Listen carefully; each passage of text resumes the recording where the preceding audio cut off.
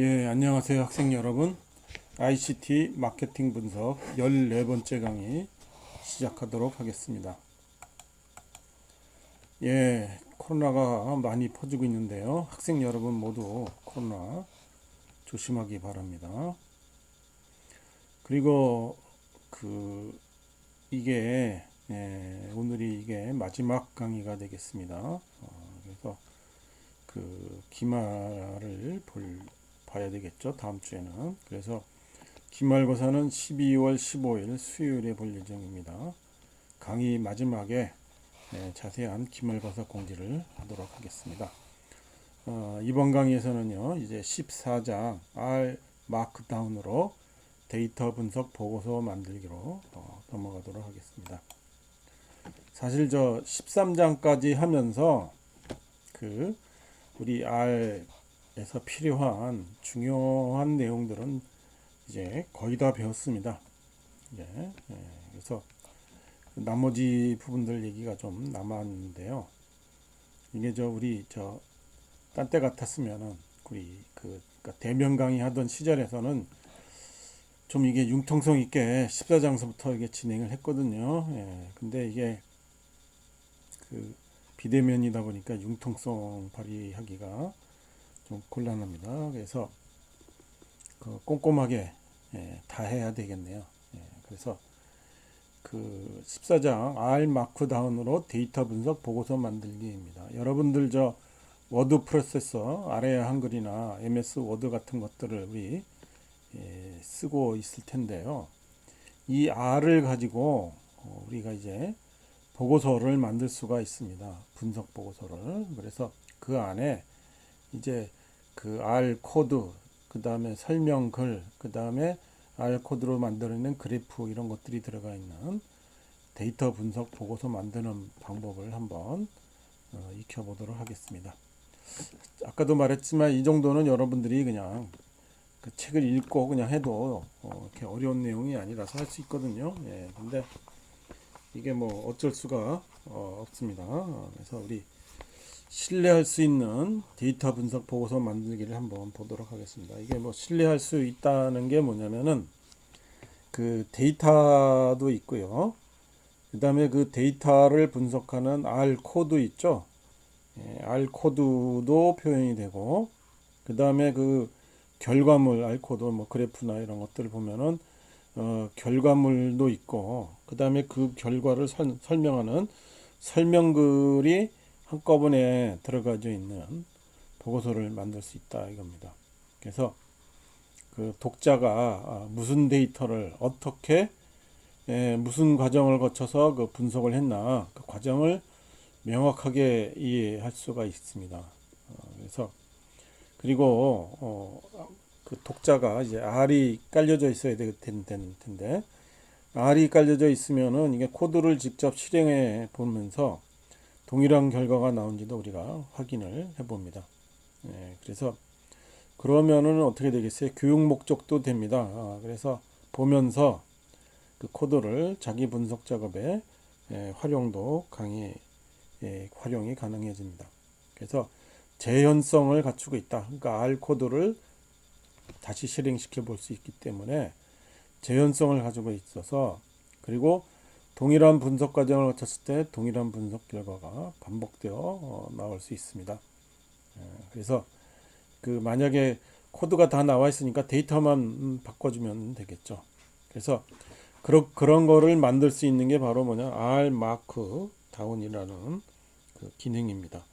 그래서 데이터 분석의 전 과정을 담은 보고서를 만들 수가 있습니다. 그리고 이거를 HTML, 워드, PDF 뭐 이런 거로 저장을 할 수 있기 때문에 별도의 문서 작성 소프트웨어를 사용하지 않고도 우리가 데이터 분석 보고서를 만들 수 있습니다. 뭐 저자에 의하면 이 책도 R 마크다운을 이용해서 만들었다고 그래요. 그래서 상당히 나름대로 의미 있는 분석이 됩니다. 그래서 먼저 R 마크다운을 문서를 만들어야 됩니다.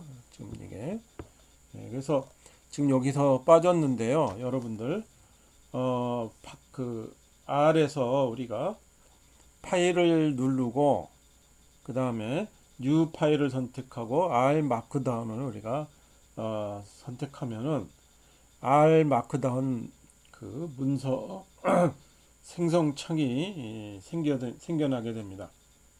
근데 그 하면서 이제 R 마크다운 패키지를 설치하라고 물어볼 텐데요.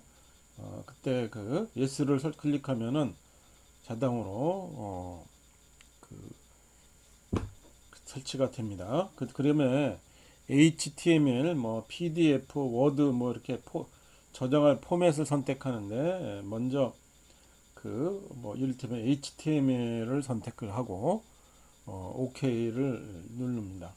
그러면은 이제 그 만든 과정이 이제 HTML로 되는 겁니다. 그래서 R 마크다운 메뉴에서 뜨개질 모양의 메뉴가 있거든요.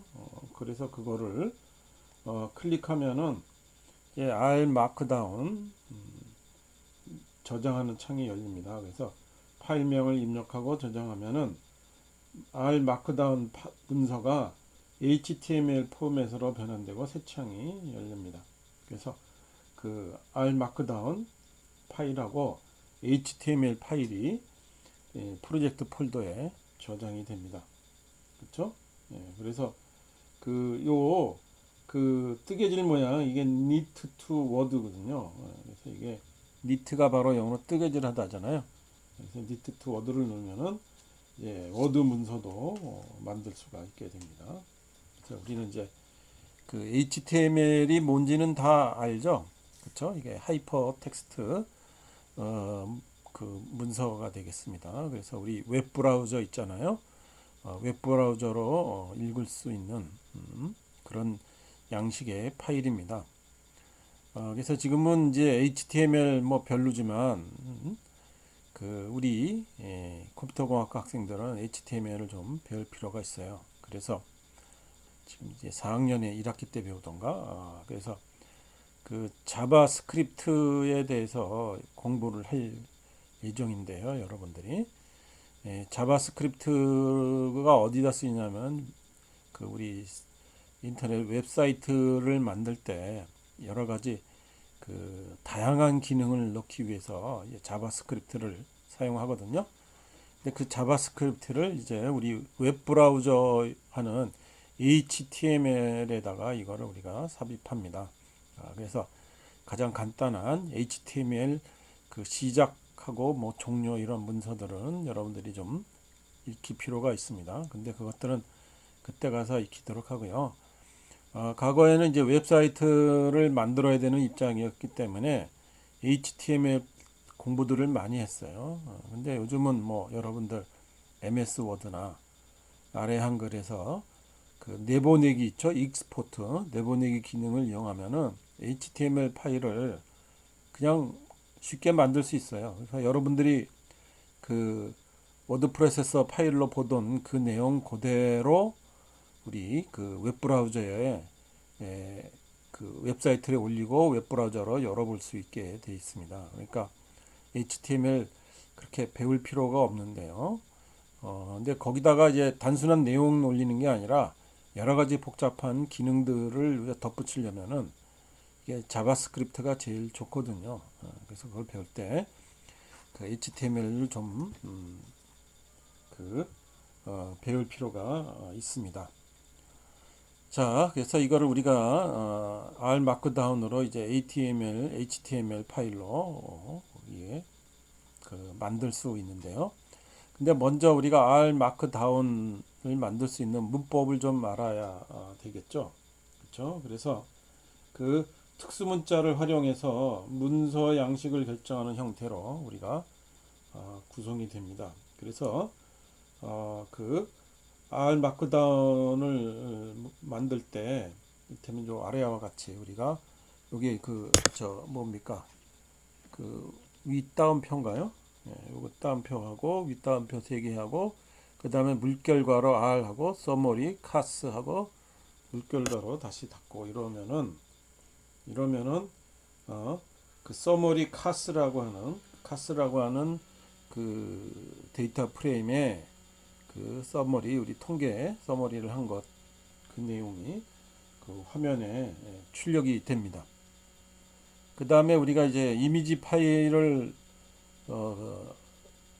그 붙여넣는 HTML에 그 붙여넣는 작업을 해야 되는데 그럴 필요가 없이 그냥 그 코드의 그래프를 아래와 같이 작업할 수 있습니다. 그래서 요거 따옴표 3개 하고 R 하고 라이브러리 ggplot2가 있어야 되겠죠. 그 다음에 qplot하고 데이터는 mpg, x는 drv, p는 드라이브 우리 구동 방식별 이런 식으로 하면은 그래프가 생성이 됩니다. 그래서 아래와 같이 이렇게 되죠. 이게 R 서머즈 서머리 카스 하면은 이런 녀석이 이제 나오는 거고요. 그 다음에 qplot mpg를 하면은 이런 식으로 나오게 됩니다. 그래서 요 앞에 이렇게 이제 R 마크다운이란 뭔가 뭐 R 마크다운 문법 이런 식으로 여러분들이 이제 타이핑을 하고 그 다음에 아까 썼던 것처럼 여기 썼던 것처럼 요렇게 그 아래에서 타이핑을 해보면 그 이런 식으로 HTML 출력이 만들어질 수가 있습니다. 그렇죠? 아주 쉬운 내용이 쉬워요. 그래서 문자 앞뒤에 요게 스타 있죠? 스타를 이렇게 넣으면 기울음 체가 됩니다. 그래서 이렇게 그 다음에 스타 2개를 양옆에 놓으면은 그게 강조체가 되는 거고요. 그 다음에 우리 이제 그 물결 있죠? 틸더를 이렇게 넣으면 2개를 넣으면은 취소선이 나옵니다. 그래서 그리고 문자 앞뒤에 취소 특수 문자들을 이렇게 넣으면은 하이퍼링크를 이렇게 만들 수가 있습니다. 이렇게 하이퍼링크도 만들 수가 있고요. 그 다음에 여기에 샵 있죠. 샵 1 하면 1단계 제목, 샵 2 하면 2단계 제목 이렇게 나올 수 있습니다. 그러면은 이런 식으로 그 글자 크기가 이렇게 조정이 되는 걸 볼 수 있죠. 그리고 요 앞에 특수 문자라는 게 이탈릭이 됐다가 볼드 됐다가 뭐 여러 가지 그 특수 문자 기능들이 이렇게 되는 거를 볼 수 있고요. 그 다음에 데이터의 앞부분을 하려면 여기 꼼 다운표 있죠? 다운표하고 헤드, 급 테일 하면 데이터 뒷부분 하죠. 이런 식으로 우리가 넣으면은 우리가 그 R이 되겠죠. 그래서 그 컨트롤 얼터네이트 그 코드 그 물결 그쪽 코드 이게 저 파이프를 누르면은 코드 청크가 입력이 되는 것을 볼 수 있습니다. 그래서 이런 식으로 이제 출력이 되는 것을 볼 수가 있어요. 그래서 글자 크기도 조정을 할 수 있다. 거고 그림도 우리 R 코드 넣을 수도 있게 됩니다. 그리고 이제 코드 청크를 하면은 이게 컨트롤 얼터네이트 I를 이렇게 하면은 우리가 이제 코드 청크를 그 단축키로 이렇게 넣을 수가 있다는 거 보면 되겠습니다. 그래서 하여간 이런 식으로 결과적으로 하여간 그 HTML 요거 있죠? 서머리, qplot 요거를 하면은 이렇게 HTML 출력 결과가 나오게 됩니다. 그렇죠? 됐습니까? 예, 그래서 요거 한번 만들어 보고 요거잖아요. 요거 그래서 이렇게 HTML 만들어 보고 요 HTML을 이렇게 웹 브라우저로 열어 보면은 요런 모양이 이제 보여야 됩니다. 그래서 요거를 그 HTML 파일을 여러분 만들어서 이따가 보고서 만들어서 이 클래스에 올리기 바랍니다. 자, 그 다음에 PDF로 파일을 저장하게 되어 있습니다. 이게 조금 복잡한데요. 예. 그래서 이게 TEX라고 그러는데 이걸 우리가 테크라고 보통 읽어합니다. 이게 우리 그 수학하는 사람들 있죠. 수학을 전공하는 사람들이 이렇게 수학 페이퍼 논문을 쓸 때 뭐 책을 쓸 때 이걸 전부 테크 소프트웨어를 해서 이렇게 만들거든요. 이게 수학에서는 굉장히 그 복잡한 수학 기호들이 굉장히 많이 들어갑니다. 그래서 거기 수학 기호들을 이렇게 이쁘게 잘 집어넣는데 아주 특화된 그런 녀석이고요. 그래서 이게 좀 오래되긴 했어요. 지금은 아마 불편해서 안 쓸 텐데 지금 수학과에서 그 수학 학술 저 잡지에 학술 잡지에 그저 그 논문을 투고할 때 꼭 이게 테크 형식으로 쓰라고 돼 있는 데가 많아요. 요즘도 그런지 모르겠습니다. 이거 이게 몇십 년 전 얘기지만 나도 이게 박사학위 논문을 수학기호 이런 것 때문에 테크를 써서 작성을 했습니다. 그래서 그 테크를 소프트웨어를 설치를 해야 됩니다. 그 다음에 R 묶어다운 상단에 이제 아웃풋 부분에 이런 식으로 합니다. 그래서 이게 그 PDF 언더바 도큐멘트 이런 식으로 하면은 됐고요. 그 다음에 요 기호가 뭐예요? 뜨개질이라고 했죠. 니트. 요걸 누른 다음에 니트 투 PDF를 하면은 패키지가 인스톨이 되고 그 다음에 이제 인스톨이 되면은 이제 PDF로 만들 수가 있습니다. 조금 복잡한데요. 지금 사실 이런 식으로 되어 있지만 일단 한번 되면은 PDF로 이렇게 만들어내기는 이렇게 어렵지가 않습니다. 자, 뭐 어려운 내용이 아니죠. 그래서 여러분들이 충분히 다 할 수 있고요. 그 다음에 교과서의 316페이지를 보면은요. 교과서의 316페이지를 보면은 이 R 마크다운에 관한 매뉴얼이 있는 사이트가 있습니다. 그래서 그 rmarkdown.rstudio.com 여기 가서 그 튜토리얼을 따라하면 R 마크다운 문법을 또 익힐 수가 있습니다. 그 다음에 그 헬프 누르고 치트 시트 누르고 R 마크다운 치트 시트 이런 걸 누르면은 여러 가지 그 R 마크다운에 관한 여러 가지 그 기능들을 또 공부할 수 있습니다. 그러니까 뭐 그렇게 어려운 내용은 아니니까요. 그렇죠? 아까 말했듯이 별 대단한 내용은 아니죠. R 마크다운은 우리 학생들이 쓸 일이 있을까 모르겠어요. 해가지고 뭐 보고서 쓰면은 하여간 이런 기능이 있다. 이런 거는 좀 알아둘 필요가 있습니다. 다음에 이제 15장으로 들어가겠습니다. 15장은 R 내장 함수, 변수 타입, 데이터 구조 이런 것들로 우리가 공부를 하도록 하겠습니다. 여태까지는요, 그 패키지를 했죠. 그래서 DPLYR 패키지, 뭐 ggplot, 뭐 이런 다양한 패키지들을 이용했는데 R의 기본적인 기능, 그 내장 함수, 이것들을 이용을 해서 한번 해보도록 데이터 추출하는 것을 우리가 해보도록 하겠습니다. 그래서 뭐 요즘 인터넷이 안 되는 컴퓨터 환경을 우리가 상상하기가 어렵죠. 그렇죠? 근데 천하에 만약에 진짜 재수가 없어서 그 인터넷이 안 되는 그런 환경이었다. 그러면은 R은 설치가 되어 있는 컴퓨터가 있다. 그러면 R 내장 함수만 쓸 수가 있는 거죠. 그때를 대비해서 그 공부를 좀 해보는 거고요. 그러면서 우리가 공부한 특히 그 DPLYR 패키지가 얼마나 쓰기 편리하고 이해하기 용이한가도 우리 익힐 수가 있습니다. 그래서 먼저 11-5로 보겠습니다. 그래서 R 내장 함수로 데이터 추출하기 이겁니다. 그래서 먼저 그 DPLYR 패키지를 사용하지 않고 R에 기본적으로 내장되어져 있는 함수만 사용하도 그 데이터를 추출해낼 수가 있습니다. 그래서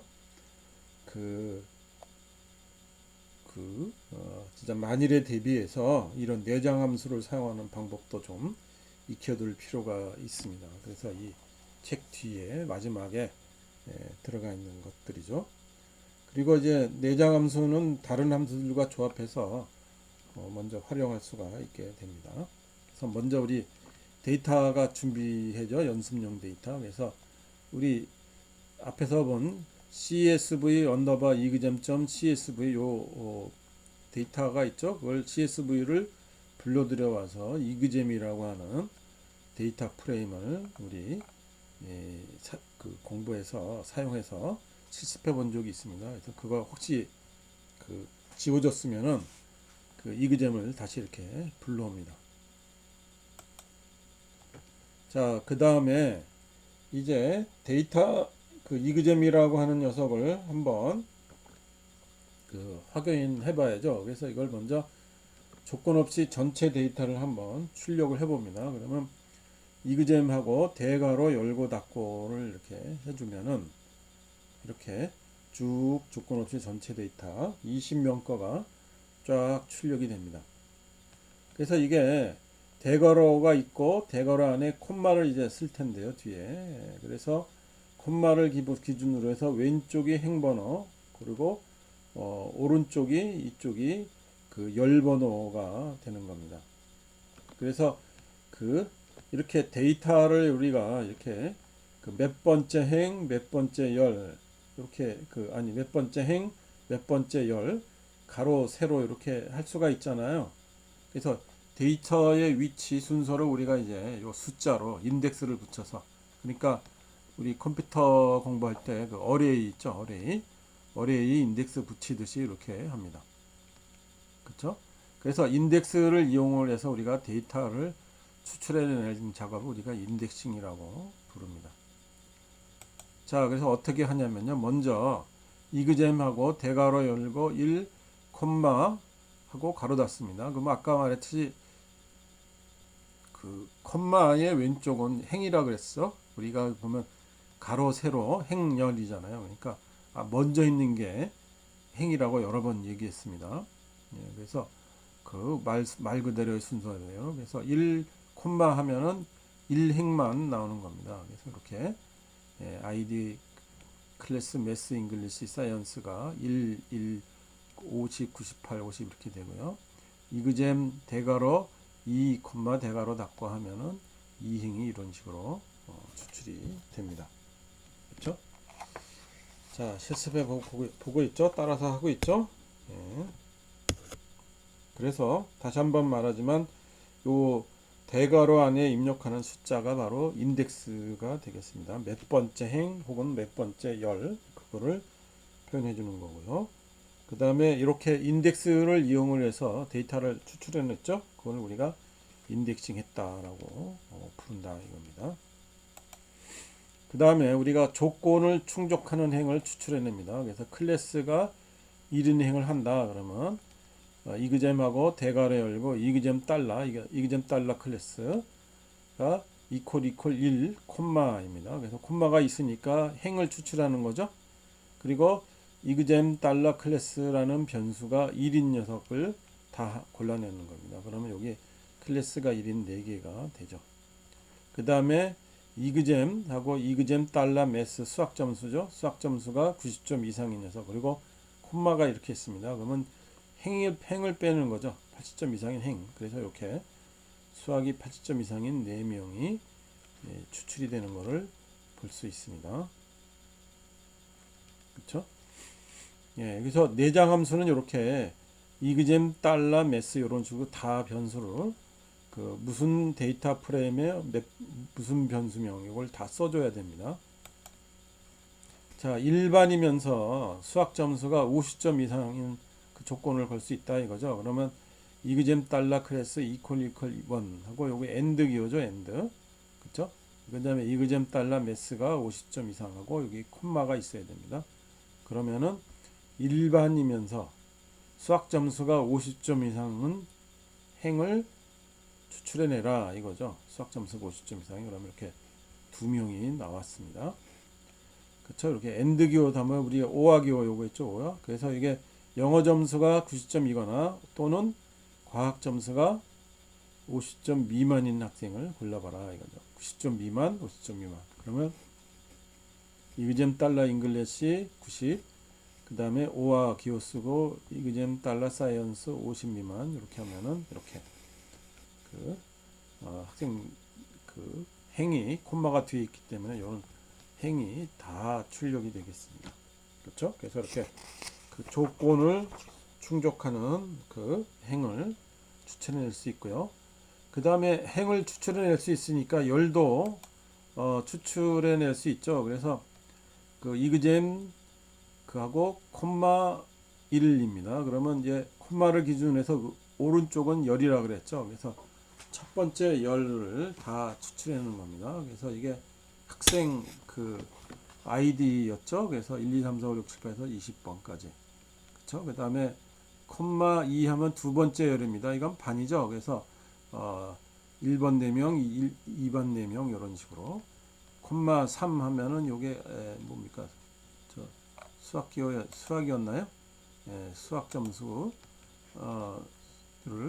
다 이렇게 추출해내게 되겠습니다. 그렇죠? 그래서 이번에는 콤마가 먼저 오고 그 뒤에 있다는 거 이렇게 보면 되겠습니다. 그 다음에 우리가 이제 변수명으로 변수 추출해내기 보도록 하겠습니다. 그래서 변수가 굉장히 많으면은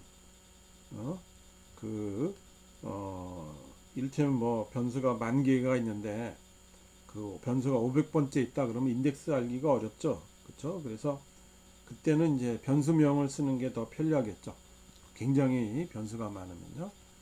그래서 이렇게 이그잼 콤마 이게 변수명이 사용하는 거니까 열과 관련이 있습니다. 그래서 이렇게 콤마를 먼저 쓰고 그 다음에 달러 아니 그 더블 다운표 클래스 이렇게 하면은 클래스 변수가 다 추출이 되는 겁니다. 그래서 1번 4명, 2번 4명 이런 식으로 됩니다.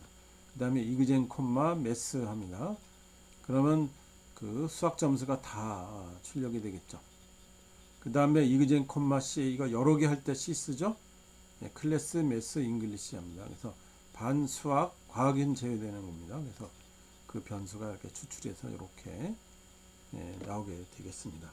그래서 이런 식으로 변수명을 이용을 해서 추출해낼 수 있었습니다. 그렇죠? 그래서 변수 그러니까 행하고 열 그러니까 행하고 변수를 동시에 추출할 수도 있습니다. 그러니까 콤마를 기준으로 양쪽이 다 있으면은 행도 있고 열도 있는 거죠. 그렇죠? 그래서 이그잼 1, 3 하면은 첫 번째 행의 세 번째 열이니까 그 아이디 그 다음에 클래스 매스잖아요. 그러니까 그 1번 학생의 수학 점수가 나오는 겁니다. 그렇죠? 그 다음에 변수명을 쓸 수도 있습니다. 이게 이그잼 5면 5번 학생이죠. 5번에 이렇게 잉글리시를 쓰면은 그 첫 번째 다섯 번째 행의 잉글리시 변수에 해당하는 점수 그게 50이 이렇게 80이 나오게 됩니다. 그렇죠? 그 다음에 조건을 걸 수도 있습니다. 그래서 이그잼 매스가 50점 이상인 조건을 걸었죠. 행에는요. 그 다음에 그 수학 점수가 이제 50점 이상인 학생의 영어 점수들을 다 보자 이겁니다. 영어 점수가 쭉 이렇게 나옵니다. 그렇죠? 보통 저 수학 잘하는 학생은 영어도 잘하는 거로 되어 있죠. 근데 꼭 그렇지만은 않네요. 이 데이터에서는요. 그렇죠? 자, 그 다음에 행에 부동호 조건을 넣고 그 다음에 열에 해당하는 변수명을 쓰는 겁니다. 그래서 이그잼 달러 매스가 50점 이상 그리고 여기 콤마가 있죠. 그러니까 요게는 뭡니까?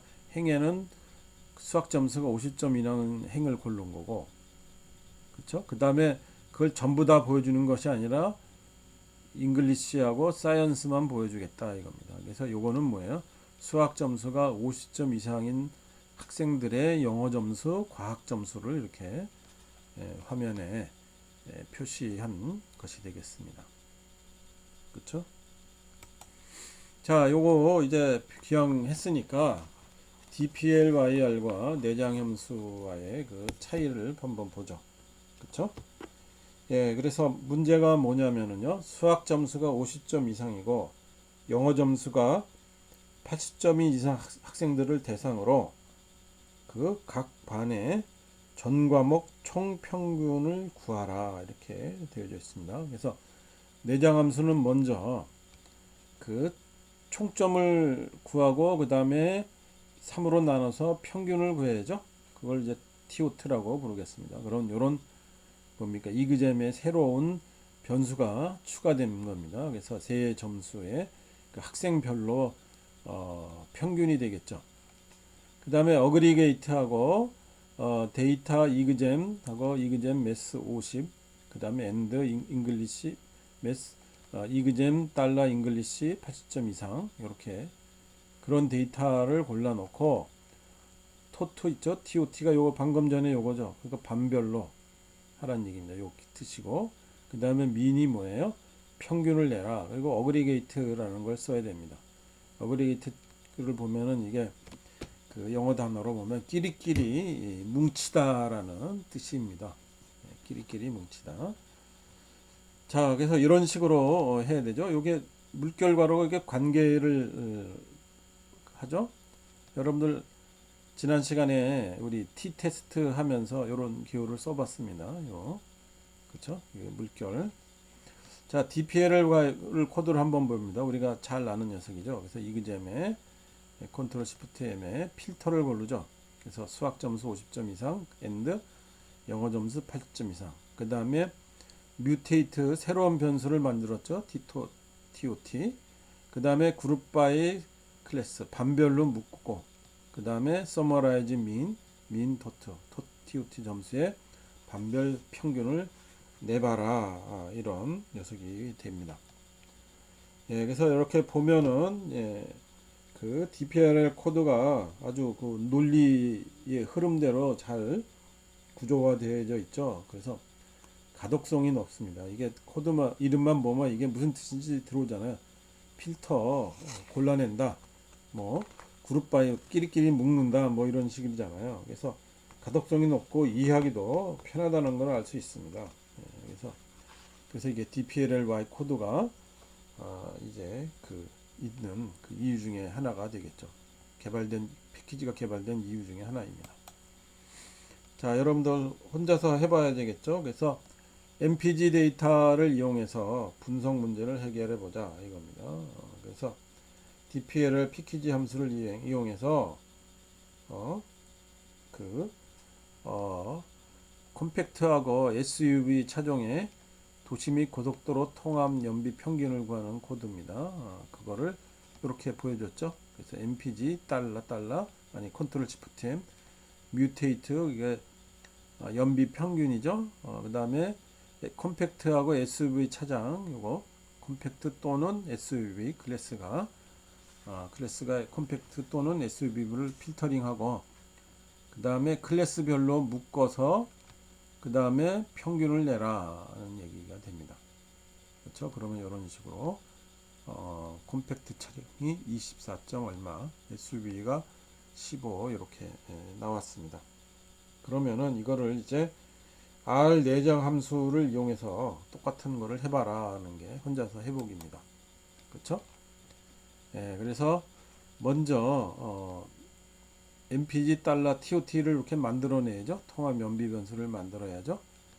그 다음에 MPG 클래스 있죠. 컴팩트인 녀석. 얘를 추출을 해서 MPG 언더바 컴팩트라고 데이터 프레임으로 저장을 해야 됩니다. 컴팩트만 SUV가 컴팩트인 녀석만 우리가 골라내야 되고 그 다음에 클래스가 SUV인 녀석만 골라서 DF 언더바 SUV라고 새로운 데이터 프레임을 만들어야 됩니다. 그렇죠? 그 다음에 어떻게 돼? 평균을 내야 된다고 했죠. 그러니까 요거에 민 해야 되고 그 다음에 DF 언더바 컴팩트 TOT 있죠. 요거 TOT 그거에 전체 평균을 내라. 그럼 나오죠. 그 다음에 민 DF 언더바 SUV에 TOT를 하면은 SUV의 평균을 내주게 됩니다. 이런 식으로 R 내장 함수를 이용을 해서 하는 것도 이렇게 공부를 해봤습니다. 다음에 우리가 알아야 되는 게 R에서의 변수 타입입니다.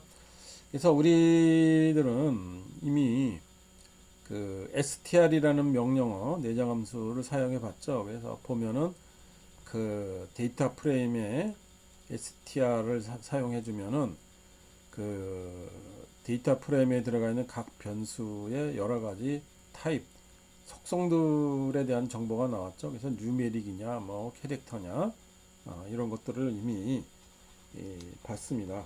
그렇죠? 그래서 변수 타입이 뭔지 우리가 이미 어느 정도는 익혔는데요. 여기서 팩터라는 거를 하나 추가를 하겠습니다. 앞에서 우리 팩터 나왔던 거 기억나요? 앞에서 팩터 뒤에서 설명할 거라고 그러면서 넘어갔었습니다. 여러분들. 그래서 분석 전에 그래서 그 뉴메릭인지 팩터인지 변수 타입이 뭔지 확인이 필요해요. 그리고 그 타입이 다르면은요, 함수 실행이 잘 안 되는 수가 있습니다. 그래서 그걸 타입 확인 후에 그 함수에 맞게 변경도 할 수 있어야 되겠습니다. 그래서 이번 섹션에 그런 공부들을 하도록 하겠습니다. 자, 변수의 종류는요, 우리가 잘 아는 바대로 뉴메릭 타입이 있습니다. 컨티뉴어스 연속 변수죠. 값이 연속적이고, 그리고 말 그대로 숫자니까 크기가 있죠. 그리고 숫자니까 이게 어떻게 됩니까? 사칙 연산, 더하기 빼기 곱하기 뭐 평균 내기 뭐 이런 것들 산술 기능, 통계 기능을 다 할 수도 있게 됩니다. 그래서 예를 들면 뭐 키도 있겠고요. 뭐 몸무게도 있겠고 그쪽에 사람의 소득일 수도 있습니다. 그렇죠? 이건 우리가 계속해서 다뤄왔던 그 타입입니다. 그 다음에 우리가 했던 게 팩터 타입이에요. 앞에서 뒤에 설명할 거라고 미뤘던 녀석이죠. 요게 값을 분류하는 타입입니다. 그래서 그 예를 들면은 남녀 성별 있죠.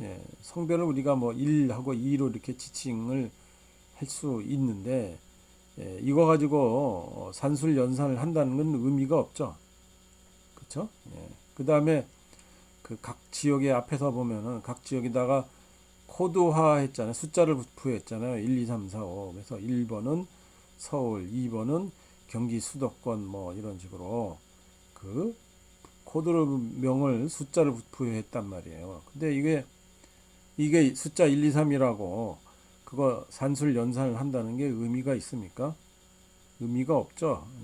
그래서 이렇게 분류를 할 때, 값을 분류를 할 때 사용하는 타입입니다. 그걸 팩터 타입이라고 하고 범주 변수라고 우리가 또 부르겠습니다.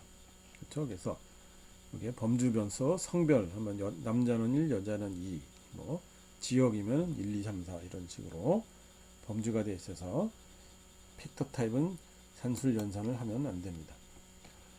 자, 그래서 한번 우리가 공부를 한번 해보겠습니다. 팩터 타입으로는 어떻게 되나?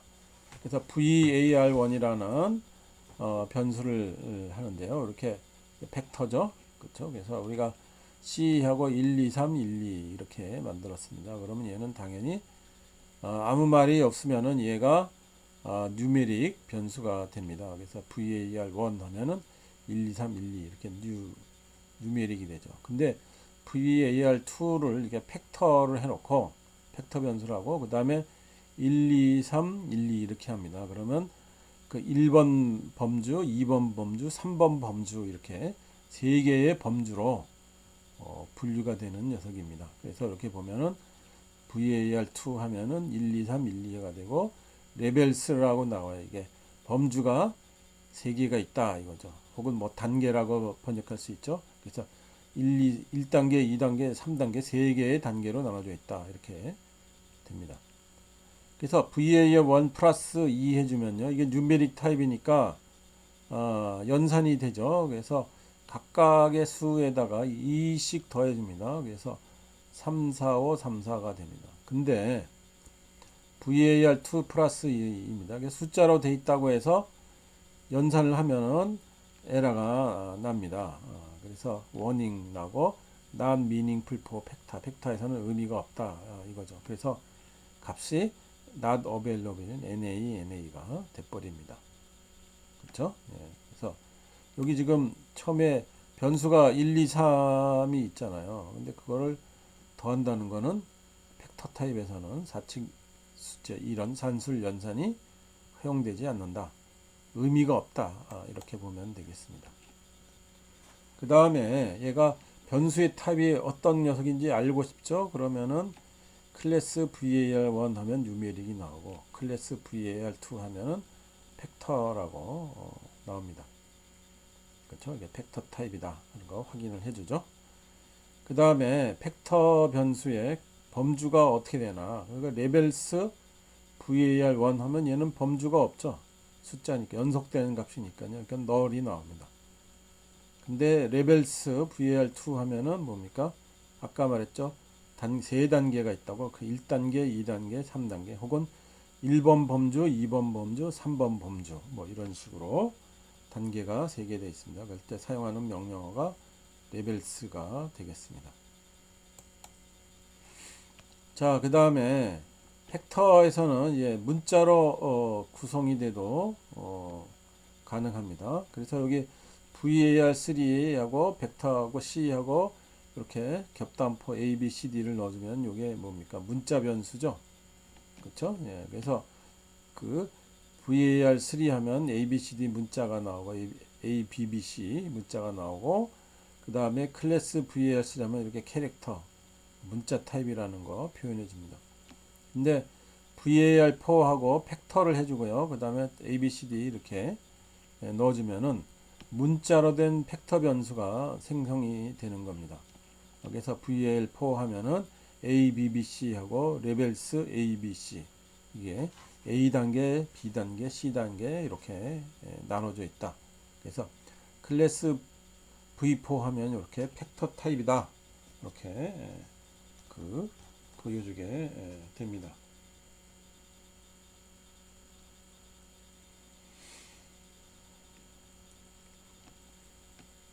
자, 다음을 보면은요. 그래서 그 var1에는요, 뉴메릭 타입이니까 미인이라는 우리 이제 평균을 내려면은 그 산술 연산을 해야 되잖아요. 다 더하고 그 개수만큼 나눠줘야 되잖아요. 그러니까 산술 연산을 해야 되는 건 됩니다.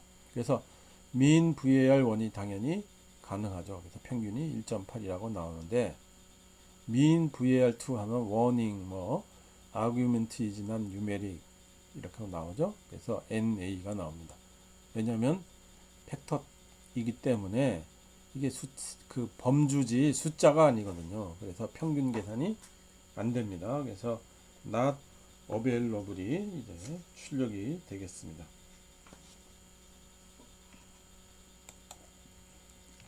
그 다음에 우리가 숫자 변수 타입을 바꾸고 싶다. 뭐 이렇게 처음 만들 때 그 만들었는데 뭐 바꾸고 싶다 그러면 as numeric이라고 씁니다. 그래서 as numeric var2 하면은 var2로 저장을 하면은 numeric 타입으로 변환이 됩니다. 그래서 mean 평균도 적용이 되죠. 그렇죠? 그 다음에 클래스 var2 하면 numeric이 나옵니다. 레벨스 var2면 당연히 범주가 없죠. 그러니까 널이 나오겠습니다. 그렇죠? 지금 이제 대표적인 게 as numeric인데요. 변수를 변환하는 그 변환 함수가 이렇게 있습니다. 그래서 방금 전에 본 게 as numeric이었죠. 그 다음에 똑같이 numeric이 있으니까 팩터도 있어야죠. as 팩터. 그래서 팩터로 변환하는 거. 그 다음 맨 아래를 봅시다. as 데이터 프레임. 이것도 우리 본 적이 있죠. 그쵸? 예, 그래서 이것도 데이터 프레임으로 변환하라. 이겁니다. 그 다음에 as 캐릭터로 변환하라. 그 다음에 as 대문자 뒤에 데이터 하면은 데이터가 뭐예요? 날짜죠. 그쵸? 그래서 그 날짜로 변환하라. 뭐 이런 녀석이 있습니다. 많이 쓰는 거는 as numeric, as 팩터, as 데이터 프레임이 되겠죠. 그쵸? 자, 다음에 이제 좀 빠졌는데요. 321페이지에 보면은 뭐 여러 가지 데이터 타입이 정리가 되어져 있는 걸 볼 수 있습니다. 그래서 누메릭 타입도 있고 인테저, 콤플렉스는 복소수입니다. 캐릭터 타입, 그 다음에 로지컬이 있죠. 이건 로지컬은 참거지, true, false 있는 거고 이런 식으로 되어져 있는 겁니다. 자, 331페이지에 혼자서 해보기를 한번 보죠. MPG 데이터의 DRV 변수는 자동차의 구동 방식을 나타냅니다. MPG 데이터를 이용해 다음 문제를 해결해 보세요. 1번 드라이브 타입의 변수의 타입을 확인해 보세요. 그래서 클래스 MPG 달러 드라이브를 해보면 되죠. 그러면 답은 당연히 문자죠. 그래서 캐릭터가 나옵니다. 2번 드라이브 변수를 as 팩터로 이용해 팩터 타입으로 변한 후 다시 타입을 확인해 보세요. 그래서 MPG 달러 드라이브를 이제 as 팩터 MPG 달러 드라이브 해주면 됩니다. 그러면 클래스 MPG 달러 드라이브 해주면 이제 팩터라고 나오고 그러면은 레벨스를 쓸 수 있죠. 레벨스 MPG 달러 드라이브 해보면은 이제 4FR 사륜구동 F 전륜구동 R 후륜구동 이렇게 되겠습니다. 그래서 레벨스로 우리가 드라이브가 어떤 범주로 구성됐는지도 우리가 확인을 할 수 있었습니다. 자, 그 다음에 우리가 주로 썼던 게 벡터하고 데이터 프레임을 주로 썼어요. 근데 그 이외에도 여러 가지 데이터 프레임이 있습니다. 그래서 벡터는 우리 이제 아까 방금 전에 했던 VAR1 C로 만들었죠. 예, 그게 벡터죠. 그래서 이거는 한 가지 타입의 변수로만 이제 구성이 되어져 있습니다. 그리고 데이터 프레임 우리가 많이 썼죠. 이게 2차원이죠. 그래서 그 여러 가지 변수 타입으로 구성이 되어 있다는 건 이미 알고 있습니다. 그 다음에 매트릭스도 2차원인데 이게 한 가지 타입 변수로만 구성되어 있습니다. 그러니까 뉴메릭이면 뉴메릭, 요거 전체가 통일돼서 하나로 되어 있습니다. 여러분들 우리 저 매트릭스도 한번 써봤어요. 기억이 나세요? 저 그 우리 R 강의 처음 시작하면서 그때 이제 맥주 뭐 그리고 그러고 그림도 그리고 그럴 때 매트릭스를 써서 우리가 그림을 그린 적이 있습니다. 기억을 되살려 보세요.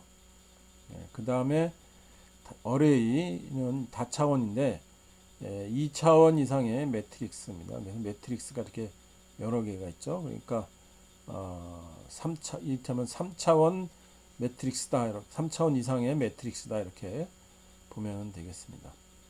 그 다음에 리스트는요. 다차원인데 3차원 이상인데 데이터 구조가 서로 다른 녀석이 포함되어 있는 경우, 그러니까 데이터 프레임의 한 단계 위죠. 그러면은 리스트라고 우리가 보면 되겠습니다. 자, 벡터는 우리가 이미 많이 썼던 거죠. 그래서 그 하나 또는 여러 개의 값으로 구성이 되어 있죠.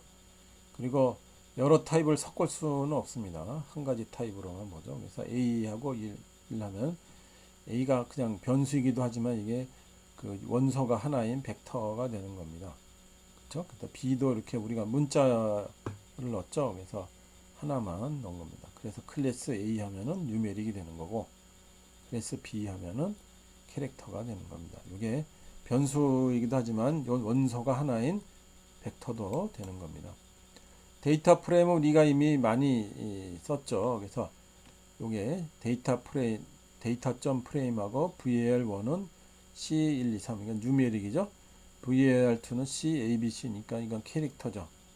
그렇죠? 그걸 이제 X1이라는 데이터 프레임을 한다. 그러니까 타입이 서로 다른 겁니다.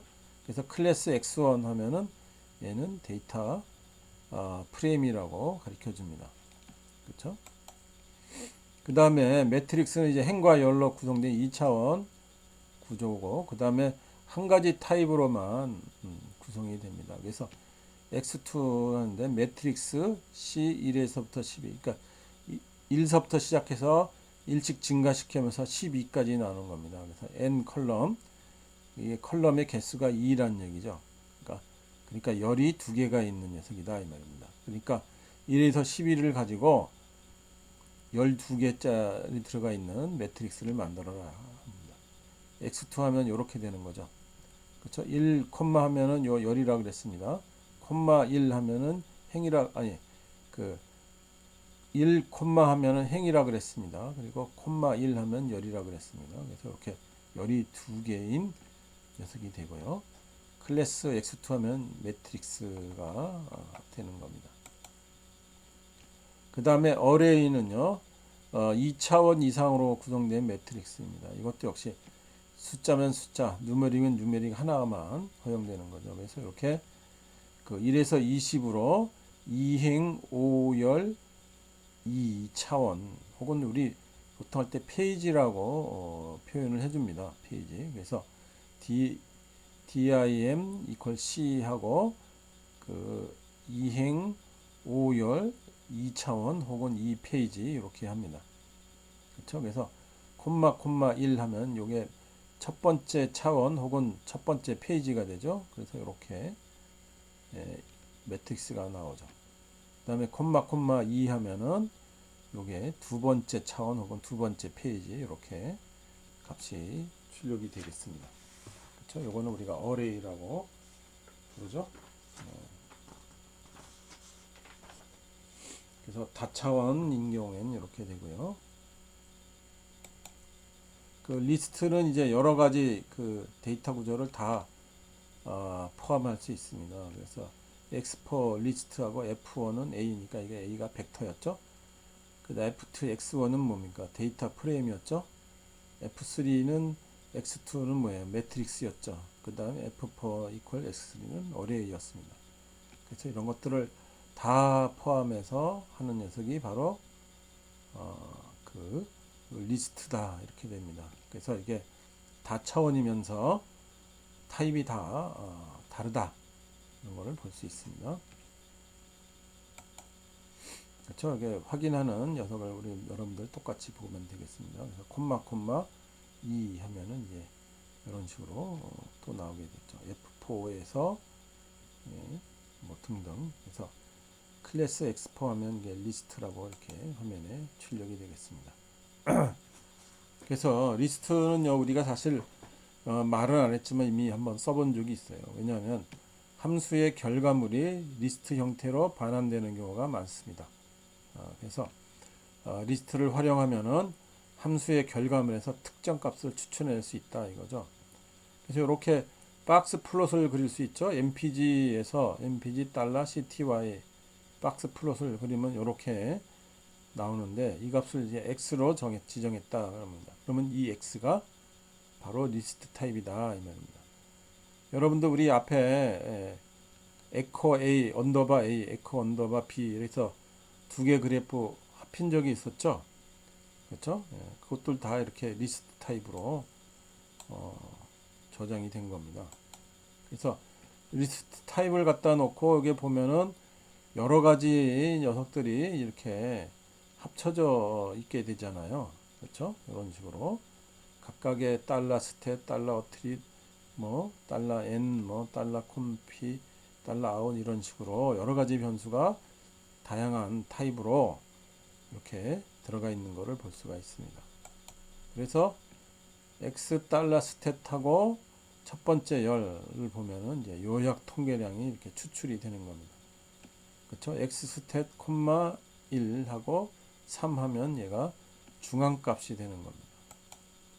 그렇죠? x 달러 여기서 보면 중앙값이죠. 여기 다섯 개가 여기가 중앙값 나오고 요 9, 26이 이게 최대 최소죠. 그 다음에 14, 19가 25%, 75%잖아요. 우리가 그렇죠? 그래서 그 얘기를 하는 거예요. 이 세 번째가 중앙값. 그 다음에 콤마 1에 2면은 1분위소 25% 값이 어떻게 되냐 이렇게. 그때 이걸 보고 이렇게 찾아내는 경우는 없지만 하여간 찾아낼 수 있다는 거죠. 뭐 이렇게까지 할 필요는 있을지 모르겠지만 하여간 그 안에 리스트 타입으로 들어간 6개의 데이터 구조를 이런 식으로 활용할 수도 있다는 겁니다. 자, 정리하기 보겠습니다. 데이터 추출하기 이렇게 하면은 행번호로 추출하기, 그 다음에 조건을 충족하는 행 추출, 그 다음에 얘는 열 추출, 그 다음에 변수명으로 열을 추출해낼 수 있습니다. 그 다음에 행과 열 동시에 추출할 수 있죠. 이런 식으로. 그리고 변수 타입에 우리 새로이 팩터라는 거를 공부를 했습니다. 그렇죠? 자, 마지막에 이제 16장입니다. 16장. 그래서 이게 제목이 참 좋죠.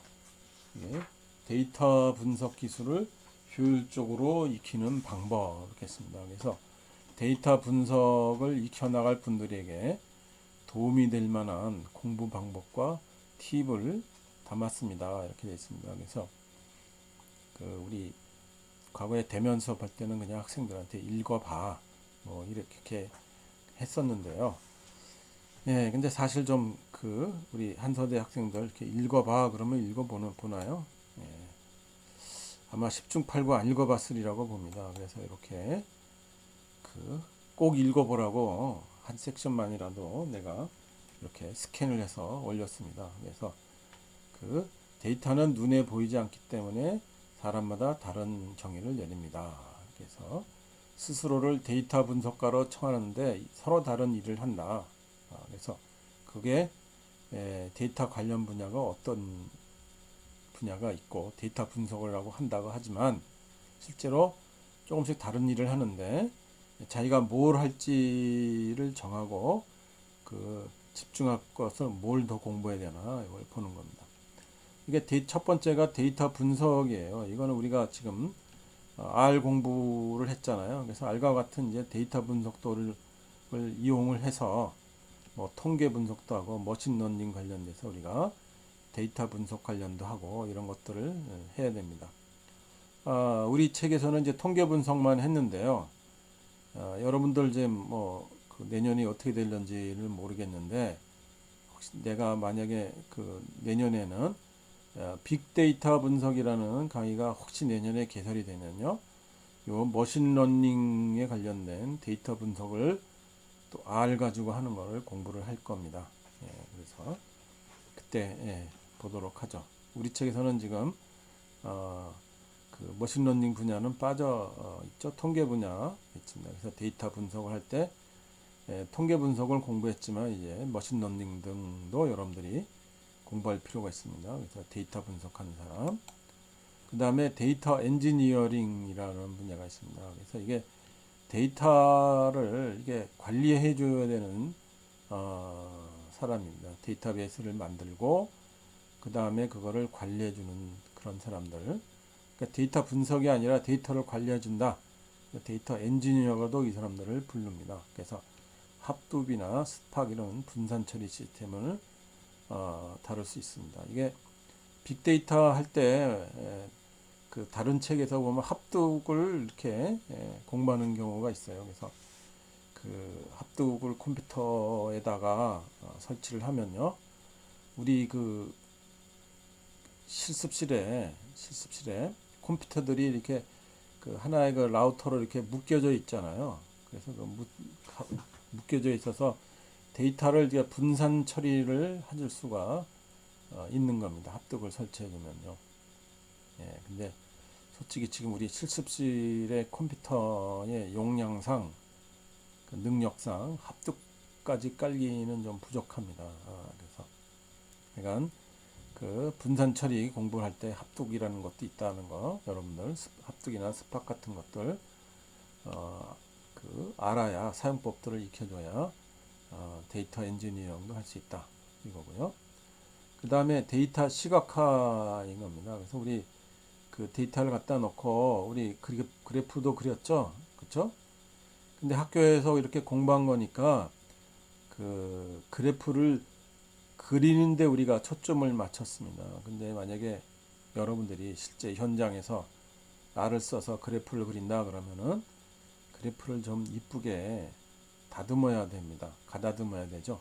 네, 그런 거는 우리가 공부를 하지 않았어요. 그것도 추가로 공부를 해야 되는 분야입니다. 그래서 그 데이터를 시각화하는 방법, 그래서 원 자료를 어떻게 잘 시각화하느냐 이렇게 보면 됩니다. 그래서 또 인터랙티브 그래프도 만들고, 그렇죠? 그래서 이런 일을 하려면 D3, JS, 타블러 같은 이런 데이터 시각화에 관련된 녀석들도 더 공부를 해줘야 된다는 얘기입니다. 그렇죠? R 하나 가지고서는 안 된다는 얘기죠. 그렇죠? 전문적인 데이터 시각화 도구도 다룰 줄 알아야 된다. 이런 얘기입니다. 그 다음에 웹 어널리틱스라고 해서 이게 웹 이용 행태를 분석하는 겁니다. 이게 여러분들이 만약에 이제 웹 그 인터넷에 그 쇼핑몰 같은 거를 만들었다. 그러면은 이제 우리가 분석을 해야 되죠. 그 방문자들이 언제 접속을 많이 하는지, 그 다음에 쇼핑몰에 어떤 콘텐츠를 많이 봤는지, 그 다음에 우리 사이트로 올 때 그냥 어떤 링크를 통해서 오는지, 뭐 구글 링크를 해서 왔는지 어땠는지, 누가 링크를 걸어서 했는지, 이런 그 웹 서비스에 운영되는 정보들이 웹 로그에 있으니까 이거를 분석해 줄 필요가 있어요. 그래서 이런 것들은 하는 사람들을 이제 웹 어널리틱스라고 부릅니다. 이것도 큰 대형 그 웹사이트를 관리해 주는 사람, 혹은 대형 게시판 같은 관리해 주는 사람들한테 그런 회사에서 이 웹 어널리틱스가 필요합니다. 그래서 이거는 구글 어널리틱스 같은 웹로그 분석 전문 도구를 또 다룰 수가 있어야 되는 겁니다. 추가로 공부할 내용이다 이거죠. 그 다음에 이제 6-2절은 내가 여기 안 했는데요. 여러 가지 그 교과서에 여러분들이 데이터 분석 기술을 효율적으로 익히는 방법에서 여러 가지 추천 사이트들을 정리를 해놨습니다. 그래서 꼭 한번 가보고요. 그 다음에 또 세 번째가 오픈소스 생태계와 올리기죠. R이 오픈소스라 그랬죠. 그래서 여러 가지 R에 관련된 커뮤니티가 있습니다. 그래서 공부를 하려면은 R을 보다 더 전문적으로 잘 사용하고 싶다 그러면 그런 온라인 커뮤니티도 한번 가입해 봐라 이겁니다. 그래서 그것도 한번 여러분들 가보기 바랍니다.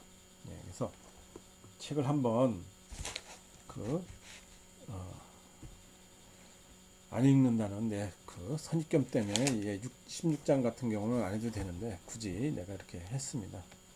그래서 이렇게 강의는 마치도록 할게요.